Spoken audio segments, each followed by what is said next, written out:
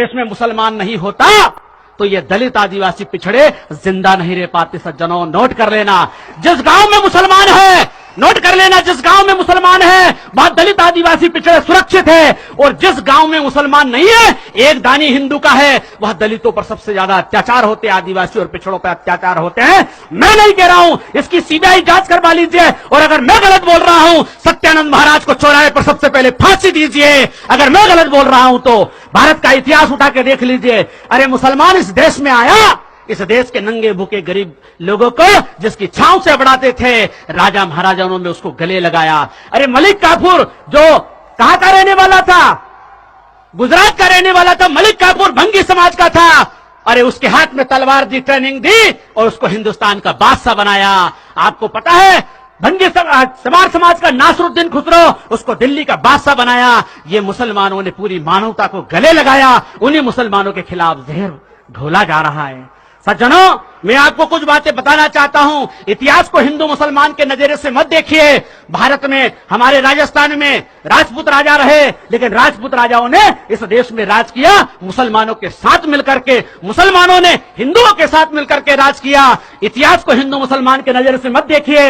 हल्दी घाटी का युद्ध हुआ, उसमें राणा प्रताप की तरफ से पठानों ने लड़ाई लड़ी और अकबर की तरफ से राजा मान सिंह ने लड़ाई लड़ी, वो हिंदू थे। आपको पता होना चाहिए कि शिवाजी महाराज को गिरफ्तार करने के लिए राजा मान सिंह गया था, लेकिन शिवाजी महाराज के सबसे अच्छे तीरंदाज, तोपखाने के इंचार्ज और उनके जहाजी बेड़े के नौसेना के इंचार्ज सारे मुसलमान थे।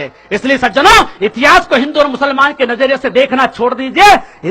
हिंदू और मुसलमान के नजरिए से देखोगे तो आपको कभी भी सही तस्वीर नजर नहीं आएगी। एक दो बात और मैं आपको बीच में कहना चाहता हूं सज्जनों, कि आज इस देश में जो माहौल बनाया जा रहा है कि मुसलमान जब तक नहीं मिटेगा तब तक देश का भला नहीं होगा, ऐसी मानसिकता बनाई जा रही है। और विशेषकर हमारे दलित भाइयों को मुझे बड़ा खुशी हो रही है पॉपुलर फ्रंट के माध्यम से कि आपने इतना बड़ा मजमा इकट्ठा किया। दलित भाइयों, आदिवासी भाइयों के, पिछड़े भाइयों के पास आप जाइए, उनको गले लगाइए, उनको सच्चा रास्ता बताइए। सच क्या है ये बताना पड़ेगा। सज्जनों, जो लोग संविधान का विरोध करते हैं, आरक्षण का विरोध करते हैं, क्यों करते हैं? क्योंकि इस देश के दलित और आदिवासी पिछड़ों के गले में हंडी और कमर में झाड़ू लगाने की प्लान चल रही है। लेकिन वो धर्म के नाम पर चल रही है, वो राम राज्य के नाम पर चल रही है, वो इस देश को सज्जनों, इस देश को बर्बाद करने की प्लानिंग है कि मुसलमान से दलित को लड़ा दो, दलित को मुसलमान से लड़ा दो। अभी पिछड़ा वर्ग का जो हमारा आदमी है वो मुसलमान को दुश्मन मानता है और एक तरफ मानता है वो दलितों को दुश्मन मानता है, आदिवासियों को दुश्मन मानता है। मेरे गुर्जर, सोंदिया, डांगी, यादव पाटीदार को समझाओ कि तुम्हारा हक अधिकार दलितों ने नहीं खाया, मुसलमान ने नहीं खाया। अरे तुम्हारा 52% अगर किसी ने खाया है तो वो जो हिंदू मुसलमान का टेंशन पैदा करके मंडल आयोग की रिपोर्ट को छुपाने का प्रयास किया है, ऐसे पाखंडियों से आपको सावधान रहने की जरूरत है। सज्जनों, बहुत कुछ बातें हुजूर पाक सल्लल्लाहु अलैहि वसल्लम ने अपने बयान में फरमाया था कि मां की गोद से लेकर कब्र तक इल्म हासिल करो, और इल्म हासिल करने के लिए चीन जाना पड़े तो चीन चले जाओ। अरे मेरे भाइयों, ऐसी सुन्नत और ऐसी सीरत है मेरे हुजूर पाक सल्लल्लाहु अलैहि वसल्लम की, ऐसी हदीस है। अपनी कौम में लीडर पैदा करो, ज्ञानी पैदा करो, विद्वान पैदा करो, पूरी दुनिया का इल्म हासिल करो, राजनीति का, धर्म का, दर्शन का, मनोविज्ञान का, सारी दुनिया की किताबें पढ़ो। और जब आपके पास इल्म होगा तो इल्म की ताकत से जालिम डरता है। इसलिए सज्जनों, इल्म हासिल करो। एक बाबा साहब डॉक्टर अम्बेडकर थे, 33 करोड़ देवता और 24 अवतार मिलकर के भी एक भंगी, चमार, बलाई, बसोर, बागरी, बरमुंडो को विधायक, सांसद नहीं बना दिया, लेकिन बाबा साहब डॉक्टर अम्बेडकर के संविधान ने राष्ट्रपति बना दिया। ये कलम की ताकत है।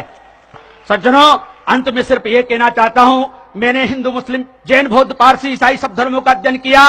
मैं कट्टर पंथी था, लेकिन जब मैंने इस्लाम, ईसाइयत, जैनिज्म, बुद्धिज्म, आस्तिक, नास्तिक पूरी दुनिया का अध्ययन किया, पता चला कि अब तोड़ने की बात तो बहुत हो चुकी है, जोड़ने की बात करो, तब जाकर के भारत माता की लाज बजेगी, इस देश की रक्षा होगी। तोड़ने के लिए बहुत सारे संगठन हैं, हिंदू मुसलमान का जहर फैलाने के लिए बहुत संगठन है, लेकिन मेरा विश्व हिंदू सत्य शोधक मिशन कहता है हिंदू का भला मुसलमान और ईसाइयों के खिलाफ नफरत फैलाने से नहीं होगा। हिंदू का भला होगा तो जाति और अंधविश्वास को मिटाने से होगा, और कोई रास्ता नहीं है। इसलिए मेरे हिंदू भाइयों, जाति और अंधविश्वास के खिलाफ आंदोलन चलाओगे तो हिंदू का भी भला होगा।